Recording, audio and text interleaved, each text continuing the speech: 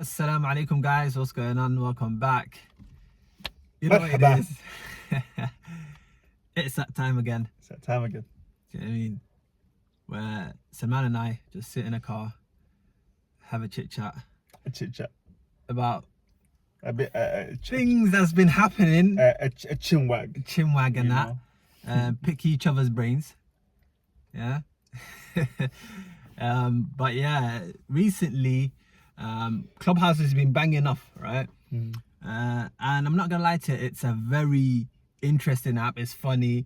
A lot of messy, topics going on. And it's very beneficial, bro. Oh, definitely so beneficial, bro. Yeah. Like, I remember I didn't want to jump on it initially. Remember? Yeah. I was so against it. Yeah. But I remember you telling me, you know what, bro? There's so much networking going on. You can benefit from, having access to people that you normally don't have access to, which is absolutely true. Absolutely. Like, who was it? Elon Musk that was just giving a conversation about... Imagine, bro, normal. You're just in the room with Elon Musk, bro. That's crazy. It's just crazy, The richest man in the world, man. Yeah, and then the people that make all of these big YouTube videos that you're just having a conversation with, you know what I mean? So it's absolutely amazing. But obviously, it also comes with its, negatives. And if we talk about, one of the negatives, 9 times out of 10, it's people are talking about gender wars. And a lot of trolls, right? A lot of trolls jump on there with no picture, no, social media handles on there, fake name, and they will just cause mess. And people give them that platform to just talk. You understand? Which is a problem. I feel like for me, if you don't have a name or social media handles on there or a picture on there, you're a coward. Do you know what I mean? And you're only a coward if you're out here trolling and trying to, give reckless views, but you don't have a picture there that you can't stand behind. Yeah. You know what I mean? Like, yo, listen, if you want to make these accounts and just anonymously go about on Clubhouse or any other social platform, that's your right. You do what you want to do. But if you want to be out here,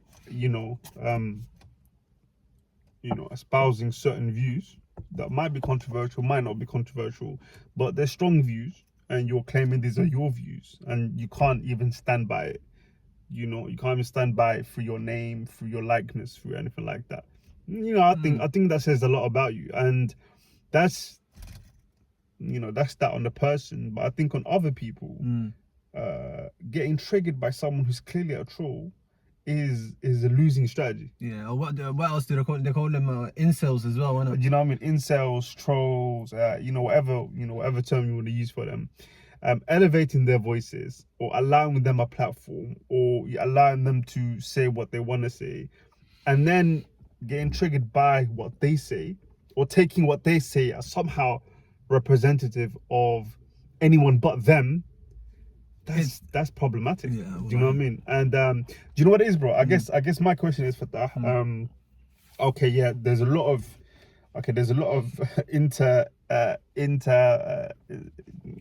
intergender verbal violence. Yeah, across the world. Yeah, 100%. Different ethnicities, different backgrounds, religions, so on and so forth. Yeah, I guess from what we've heard and what you've heard, what you've been hearing on Clubhouse and other platforms like it, what do you think is a conducive way that we can, talk about these things? Okay. So obviously, putting the women to the side for now. Obviously, we're guys, and so as men, what's a better approach than the one you're seeing right now? So, for instance, right now, what kind of approach are you seeing guys doing, and what do you think is a better approach? Right. So a lot of the time, people will jump on the stage and have their mindset already set up. They're not here to listen or understand. They're coming here to say what they need to say, dump all their verbal diarrhea and just leave. And then if you disagree with them, you're part of the problem. That's how they come. You know what I mean? If you want to have a productive discussion, يعني there's a reason why Allah has given you 2 ears and 1 mouth. You need to listen more than you talk. You need to come and understand that people have different perspectives and to respect that. So long as people are not being disrespected and they're not being rude, يعني let them speak, let them say what they need to say, and maybe understand why they're saying it or what is يعني where they're coming from. You know, maybe they have had circumstances to say what they're saying. You know what I mean? They've had a different experience to you. And that's one thing they're not doing. So what a lot of guys are doing, they're coming on there just having like a fixed linear viewpoint that cannot be changed, and they back it up using Islam and logic, because a lot of the time that's you can't do that. You know what I mean? It's not something that can be done. Yani, you have to understand that when you come to a room, you know, perspective is very important. Some people have you know, see the cup as half full, others see it as half empty. So if you're not wearing the same lens and seeing it from the same like viewpoint, you're not going to understand each other. You're just going to go back and forth. You know what I mean? And that's one thing you see. And another thing is you're trying to take it like A, dish the blame, and B, get a W out of this discussion. So what you want to do is you don't want to really understand each other, learn from each other. It's just, yo, I need to make you look stupid, and you need to accept everything that I say. It's I don't know, some sort of ego, pride, I don't know what it is. You know what I mean? So wallah, when you listen there, when you listen to it, and you sometimes you go into rooms and you see a group of people يعني actually having a civilized, respectful discussion, and I always leave that room even when I'm just listening to it, having learned so much why people think the way they think, and what can be done, what solution can we take out of this. And that sometimes يعني the akhlaq in Islam, if we're talking about it in Islam, but even outside of Islam, there is mannerisms in ways to debate and discuss and all of that stuff. And wallahi, it's just so disgusting to see young Muslims that are using Islam as their proof. You know what I mean? They give a point and their proof is Islam, but their mannerism is disgusting. You know what I mean? There's no akhlaq, there's no respect. So wallahi, we need to change that. And for the men, like obviously that a lot of people are saying triggering stuff, a lot of men are saying triggering stuff, a lot of women are saying triggering stuff, but why get affected by people that you don't even know? You know what I mean? On the other side of the internet, half of them don't have pictures, because when people have pictures, they know they're accountable for what they say, and they will be held accountable. So they won't speak as reckless. So I listen, all right, that's in the case of, like, you know, if there's people who are kind of trolls or anything like that. Yeah. Let's say, you know, the guys and girls are talking on this topic, and they're all like, all faces are there. But you know, guys are hearing certain things from girls that they are finding very problematic. Yeah. Yeah. You know, let's try to come up with solutions. And as a guy, how should you be moving when you're in that situation where now, you know, some women have said certain things about guys, or certain things about, you know, whatever they're talking about, that they fundamentally disagree with. Yeah. Let's do a contrast and you know, compare, contrast, and how are guys right now responding? Some guys, obviously not all guys, but how are some guys responding now, and what is a better way to respond? We're very reactive as guys, and it's so easy for us to get triggered. Do you know what I mean? Some people will say something, and then now it's like, right, okay, I need to be defensive and, you know, prove that like it's not all men, or it's not, you know. But how about we just focus on men? Because what happens is, it's like, why are you putting all of us in the same category? I'm not like that. Do you know what I mean? But if the shoe doesn't fit, like, yeah, carry on with your day. Why so bothered, then? Wallahi, why are you so bothered that she said whatever the statement she said? If you know that doesn't fit you, then whatever, good. You know what I mean? Carry on. And the thing is, there's 2 things you can do, right? Awalan, yani, men should focus on men. right? Men should focus on men issues. Why are you out here policing women and how they should dress, how they should talk, how they should, carry themselves, when we also have as many problems as them? You understand? Like, so men should focus on men, and we should focus on the younger generations. Especially the younger generation. So, like, even if you're doing whatever you're doing, like, focus on the younger boys and how we can help them, and trying to be a role model for them. You understand? That is one way to go about it. So whatever they're saying about women is stemming from somewhere. So they might have so many issues, right? It comes from somewhere. Let other girls who are like kind of role models in their communities deal with them. Let women deal with women. You understand? You deal with the boys and the men in your community, because these girls they're not your sisters, they're not your mothers, they're not your aunts. Do you know what I mean? They're not in your community. Why do you care? You understand? Why are you so triggered? Right? All right. Oh, she came with a lot of vim. She's generalizing. Okay, whatever. I don't care whether she's generalizing or not. Do you know what I mean? Like, you do you. But it's as if you know something deep down, as if Jum'ah, when the sheikh is talking about a certain topic, and then you're out there looking around thinking, yo, is he talking directly to me? Do you know what I mean? It's as if you know something about yourself that you're trying to kind of fight against. If it doesn't, if she's saying something, let her say it. That's not your problem. So if you, a man should deal with like a man's issue, contemporary issue, right? If not, the second best thing you can do is be quiet and then just listen. Just try to understand where the hell she's coming from, or where people are coming from in general, not just women, but just people in general.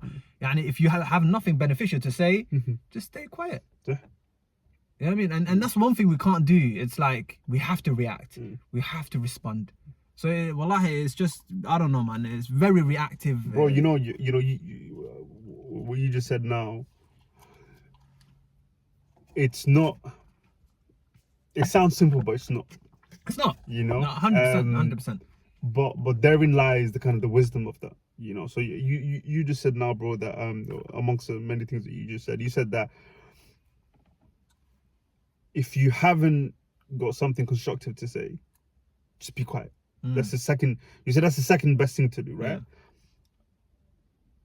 Being quiet in the face of antagonism, or being quiet in the face of what you might find triggering, or what you might find, kind of lights you up, that's a very difficult thing to do. 100%. You know what I mean? 100%. But that's one of the qualifications, and that's one of the qualities of a man and manhood, the way we understand masculinity. And the way we understand masculinity, obviously, is informed first and foremost by our religion, and secondly, by our culture. And obviously, when it comes to culture, what is complementary with Islam we take, and what isn't, we can push that aside. And Facts. So this idea of staying quiet in the face of anger is something that's so clear in Islam. And there's so much blessing in it. The Prophet Muhammad has talked about how if when you're angry you stay quiet, the blessing that's in that. And it is hard, but being a man, it's a process, it's a journey. So if at least you don't start implementing the things, these things into you from now, I promise you, when you get older, it's gonna be a problem. 100%. Like, very reactive, very like there's no volatile emotional maturity, very volatile, very, very reactionary, very, they don't have the ability to control themselves. Yeah, facts. Fundamentally, as a man, bro, because it's not just about it's deeper than just these gender wars, whatever. Oh, it is. Absolutely, yeah. It's reflective of you. If you haven't got the ability to, when faced with confrontation, or when faced with an opposing view, or when faced with someone who's diametrically opposite to you, if you can't control yourself, or if you can't find a way to live and coexist with people that disagree with you, bro, you're gonna have a difficult time. I'm telling you, fam. 100%. Like, interpersonal skills, bro. These are key things, fam. Wallahi. These are key things that are gonna help you in your personal life, in your professional life, in all your interactions with people. Because I think people don't appreciate that the majority of people have opinions that are different to you. Oh, 100%.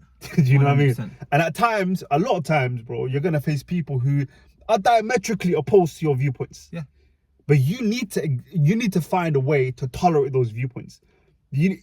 Existing in society is accepting that there are going to be people around you, especially in a multicultural society, that you have very different views to. Yeah. But you need to be able to coexist. Yeah, absolutely. Do you know what I mean? And what that means is, being sure of what you believe, absolutely, not compromising who you are and your values and that, of course. But you need to be able to put that across in a way, billati hiya ahsan. That the Prophet ﷺ said, and that's consistent said in the Quran. If you really want to be promoting your views, which is a form of da'wah, you have to do it in a way that's best.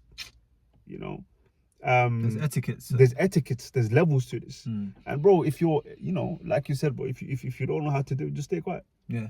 Or remove yourself from the situation. Remove yourself. If you're that triggered. Remove yourself. Remove yourself.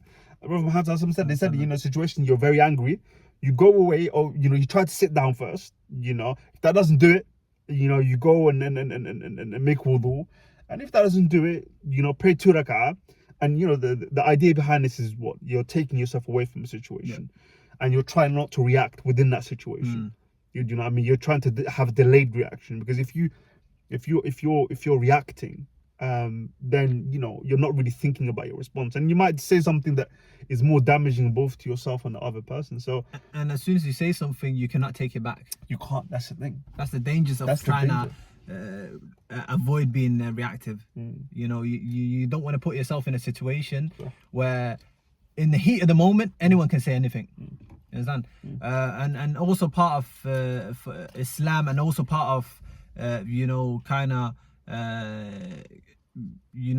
doing things in a way where you're not being volatile and reactive. It is not trying to have an opinion on everything. 100%. You understand? Like people on a lot of these platforms, but at the moment we're talking about Clubhouse, because it's just voice only. Everyone has an opinion on everything. You will hear on so many platforms, where you hear, like, I don't really know much about this, but this is what I think. Habibi, don't speak. I don't. Okay, you've already you've taken yourself out of the equation by saying I don't know much. Okay. I don't know much about this, so I'm just here to listen. Khalas. Just listen. People, bro, I don't understand why people are so obsessed with having a view or expressing a viewpoint. You don't need to have an opinion about everything. And if you want to have an opinion about everything, read up on it. Wallahi. Do you know what I mean? It's that simple. Okay, we're not saying don't have an opinion. Have an opinion, but read up on it. But if you're too lazy to read, watch on YouTube or listen on Audible. Or there are so many forms of, so many ways to learn, right?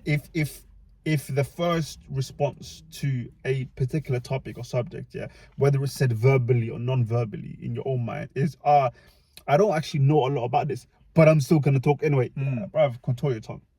Wallahi. Just control your tongue, fam. What you say without thinking could put you in a situation where it's very problematic for you on Qiyamah. People don't appreciate how Fatah. This is kind of bringing it back to the Islamic lens, but that's our background, isn't it? So 100%. That's how we view the world, is through that lens. But the ithm, the sin that comes from speaking without thinking, there's a massive sin in it. So take yourself out of that situation, and it's part of building yourself and who you are as a person, as a man, which is understanding that you don't need to react to everything. 100%. Half of knowledge is saying I don't know. So, bro, the greatest of ulama, the greatest of scholars, they were famous for saying I don't know more often than they were answering. Shaykh al-Islam, was it I think it was Bukhari or Imam Ahmed, I can't remember which one you might remember, when a man came from the Sham all the way to where he was in Medina, I think. Yeah, I don't remember who it was, but Yeah. he travelled like across the Sham. And this is before, do you know what I mean? Before we were able to travel like that. Well, And that trip, I think, months. but between like 6 and 9 months. It took He a long came time. all the way from wherever he was, I think it was in the Sham, to ask the Sheikh about a particular question, yeah? And he told the Sheikh, yo, I came from such and such place to ask this question.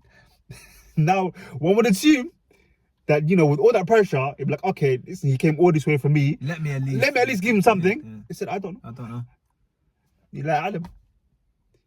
You know, and these are people who have, you know, some of the most comprehensive understanding. We don't have an ounce of their knowledge. Not even an ounce. Not an ounce of their knowledge. And these people would rather say, and even those people, ABDIFATAH, Allah subhanahu wa ta'ala says about them, they are the people who, you know, the pen is lifted from them. There's no sin.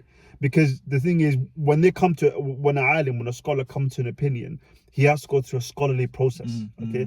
Just like the scientific process, or any scholar who reaches a conclusion will go through a lengthy academic process. It's the same thing for a scholar, you know, for them to reach an Islamic, whether it's a fatwa or Islamic position, he goes or she go through a lengthy process in order to reach that conclusion, reach that position.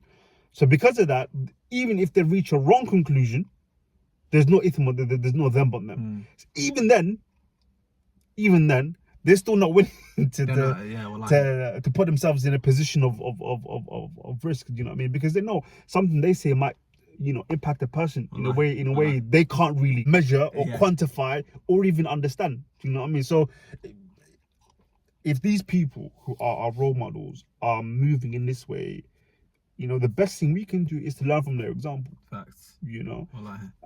and I promise you, if we as men, ABDIFATAH, start moving correctly a certain way, a lot of these problems, I'm not gonna lie to you, not all of them, but a lot of the problems that exist right now would not exist. Facts.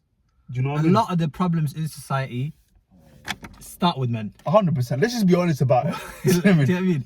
They start with you can say not all men, you can say not me and my people, my fish. Like at the end of the day, it's a misogynistic patriarchal society. And at the end of it, wallahi, you know, a lot of the times when you hear it, it hurts. 100%. Do you know what I mean? When you hear people saying that, it hurts. 100%. But reality is reality. Haqq is haqq. And bro, this is not us. I hate the fact that I have to even say this here, but this isn't us simping. This isn't us. Do you know what I mean? Yeah. So and the moment men hold other men accountable, all of a sudden you're simping. You're simping. You're a white knight. You're you know all the other words that people like to use. But now listen, you know, we're not saying that you know everything is men's fault. That's not what we're saying. Or women are blameless. We're not saying that. We're not saying that malaika, Allah subhanahu wa ta'ala said malaika. Do you know what I mean? And you know what I mean? Like a white cloth, there's no single thing on it. No, we're not saying that. What we're saying, men need to focus on men. On men. As simple as that. Let women focus on women. And even that, bro, that's step 2. Yeah. Let us focus on ourselves. Because focus on men. Men should focus on men, and men should focus on their family, and men should focus on their community. And if in their community there are women, focus on them. But men should focus essentially on men. Wallahi, bro, the world would change like that. Do you know what I mean? What did some Ahl Ilm say? You know, if you want to change the world, change yourself. Yeah, start within. Start with yourself. You know, because once you change you've changed your reality. You've changed your world. And what happens is proximity. When you change the people around you, and they change the people around them, and so on and so forth. So you know, let's and you know, this is part of kind of emotional intelligence, and this is something the Prophet Muhammad had in abundance. Even people who were his enemies, he would try to really understand where they're coming from in order to understand, okay, why are they so opposed to me? He really tries to put himself in other people's shoes in order so that he really, you know, can empathize with their situation and really, you know, connect on a human level. 100%. You know, and a lot of that people, he might not agree with everything, But yeah, and at least that understanding part and understanding where someone is coming from, we're lacking everything that has to do with Islam, emotional intelligence, and we're saying we stand for so much when it comes to our religion. We're very proud of our deen, but we're not implementing it. We're not implementing it at all, bro. I mean, because when the Prophet Muhammad says, I was sent down to you to perfect your manners, okay, as an indication of how important adab and akhlaq are. When some of the greatest of scholars from the tabi'een have said that I spent 30 years learning adab, and after that I spent 20 years learning the religion. That gives you some small inclination on how important akhlaq is, and how important adab is, and how important how you engage with your fellow man. Most of the da'wah come from adab and akhlaq. 100%. Most of the da'wah. 100%. So you want to change someone's opinion, speak to them in a way that you want to be spoken to.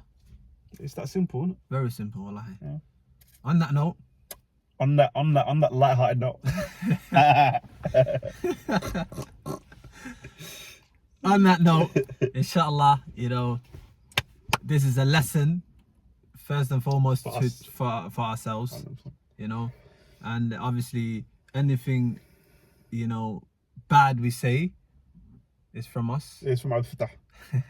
And the shaitan. ABDIFATAH and the shaitan. ABDIFATAH shaitan. I'm not gonna lie to you, the way you said that sounds like you two are very close. Subhanallah. Subhanallah. Well, if I'm ABDIFATAH, I don't know who the shaitan is. That's all I'm saying. Do you know what I mean? And anything khair we say and beneficial is from min Allah. Obviously, inshallah, we'll end it on this note. And yeah, man, please don't forget to like, comment and subscribe. Click the notification button. We're trying to be consistent here, listen, man. It's hard in this pandemonium. Do you know what I mean? Bro, in this, what's that? Pandemonium? In this panoramic. Panoramic as well, fam. It's hard, bro, but you know what I mean? We're trying to stay motivated. Do you know what I mean? Motivation, consistency, resistancy, resiliency. Assalamu alaikum.